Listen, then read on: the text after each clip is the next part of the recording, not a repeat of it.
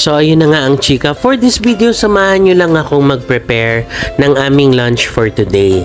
Since sunod-sunod ang karne na niluluto natin, nag-request si Kuya na magluto naman daw ako ng isda. At ang paborito namin ay itong maliliit na galunggong na pinrito. Next is bumili ako nitong 20 pesos na hinog na papaya panghimagas. Pumili din tayo ng lutong gulay na halagang 40 pesos. At sa halagang 20 pesos, mayroon na tayong isang itlog na maalat at dalawang maliit na kamatis. At naglagay din ako ng homemade na suka para sa ating pritong isda. And finally, pinrito ko na ang ating galunggong at kapag okay na, samahan nyo kung ihanda natin ang lamesa. So of course, andyan natin yung pritong galunggong, suka, sinangag na kanin, ginataang sitaw at kalabasa, ang ating itlog na maalat, papaya, at ang ating plato na may 1 cup na rice.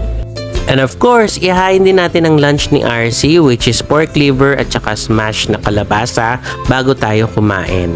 And of course, huwag kalimutan ang ating tanglad panulak. So, presenting ang ating simpleng pananghalian. And that's it. Thank you sa pagsama sa akin sa pag-prepare ng aming lunch. Thank you for watching. See you on my next recipe. Kain po!